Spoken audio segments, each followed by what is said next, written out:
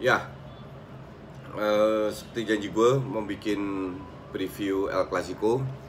Tapi sebelum itu gue mau bilang bahwa korek anti fans kardus ini sudah diturunkan harganya ke 35.000 sampai 5 Januari menjelang Natal dan Tahun Baru ya.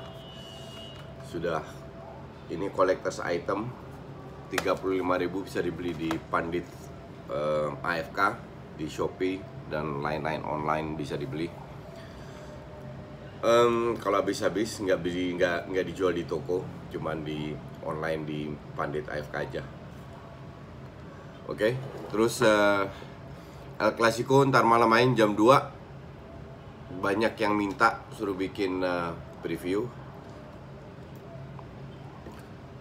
Previewnya kalau gue bilang ini akan menjadi El Clasico sangat menarik. Berapa yang lalu gue sempat sedikit bahas. Dalam arti kita melihat dua tim yang performanya tidak terlalu bagus, tidak seperti biasanya. Tapi bukan berarti mereka nggak bisa main, tetap ranking 1, ranking 2 dengan poin yang sama. Kalau dari sisi Real Madrid, gue melihat Real Madrid sudah sedikit berkembang. Oke. Tahun lalu terseok-seok, Zidane masuk pelan-pelan, dia benahi, tapi gue lihat Zidane masih mengandalkan sistem yang lama, masih mengandalkan banyak pemain-pemain senior. Dan pemain senior Madrid sekarang mungkin karena usia juga tidak sehebat zamannya 2-3 tahun yang lalu di bawah Ronaldo. Oke. Pemain yang baru yang penting adalah di Madrid itu untuk gue Jovic dan Hazard, nyaris nggak kelihatan. Vinicius untuk gue salah satu pemain terbaik, pemain muda terbaik. Sayang cedera dan tidak terlalu konsisten, tapi ini pemain ini sangat berbakat. Cuman dia harus bisa adaptasi agar dia bisa menjadi salah satu pemain terbaik di dunia. Bisa tambah Rodrigo, ya so-so, tapi gue prefer, nggak jelek dia, tapi gue prefer Vinicius. Yang jadi masalah dengan Madrid, walaupun mereka berada di ranking 1-2 sama Barca, poin yang sama.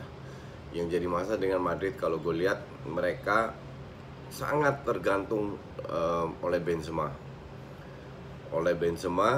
Terutama dari sisi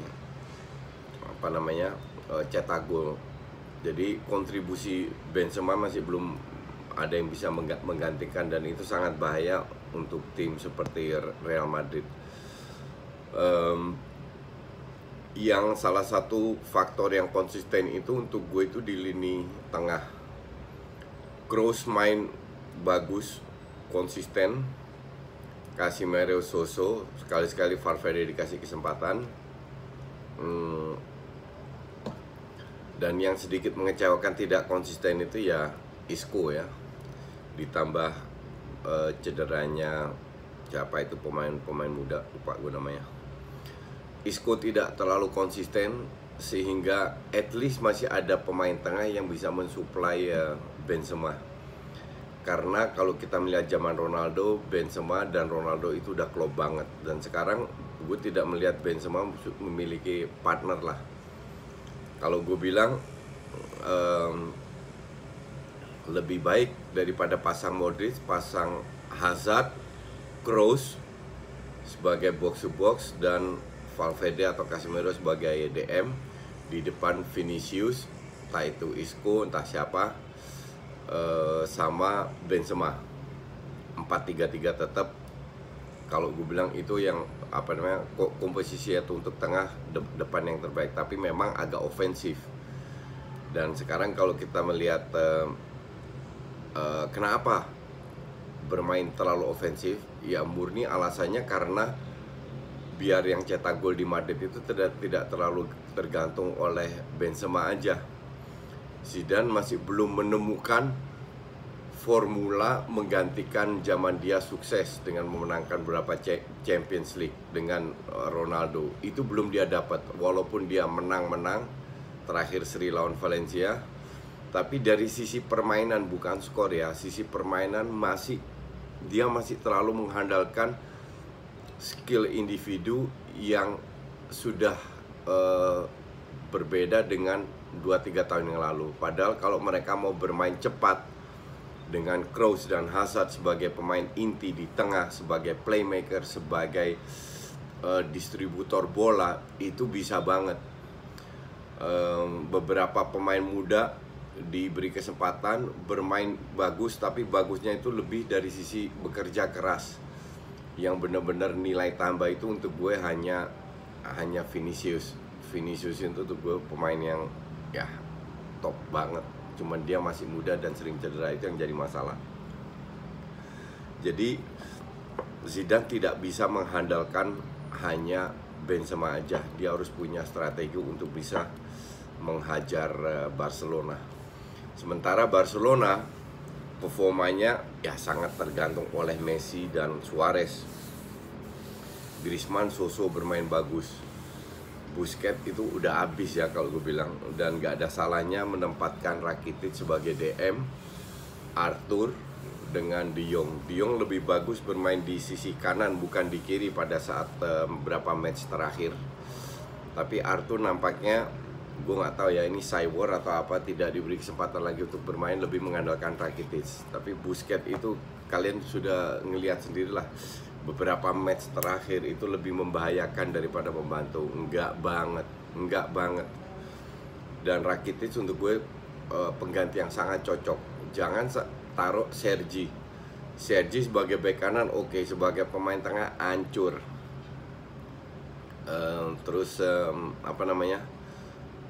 Messi yang berada di sayap kanan yang masuk ke dalam itu lebih cocok di plot.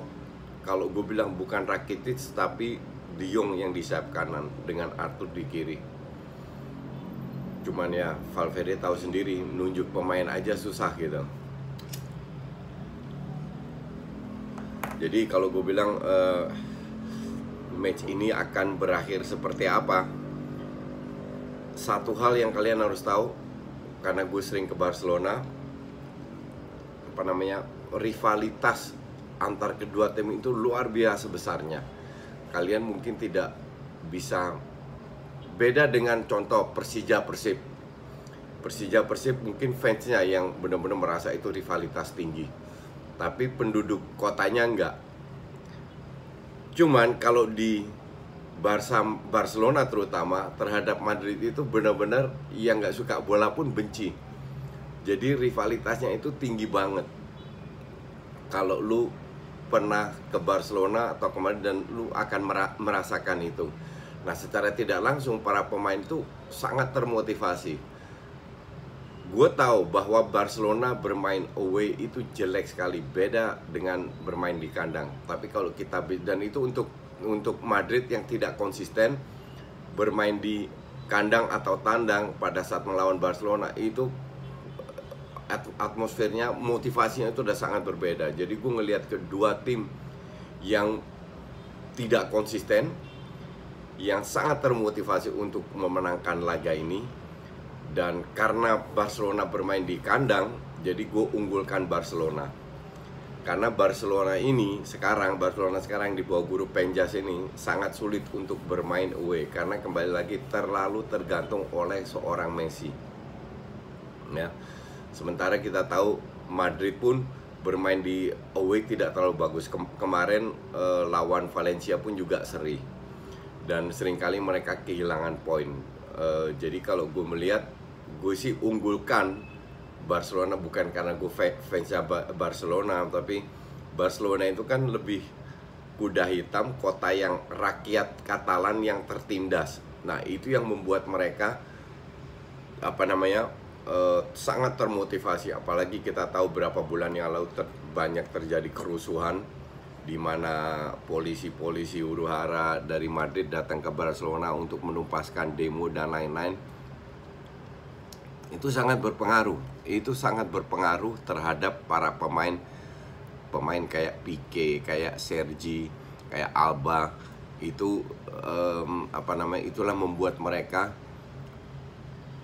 berusaha segalanya untuk memenangkan pertandingan. Dan kalau lu tanya sama gue bilang Barcelona akan memenangkan match ini. Walaupun mungkin akan menjadi match seru, match yang keras, kita nggak tahu tergantung kartu-kartu dan lain-lain. Tapi this time Barcelona yang menang. Thank you.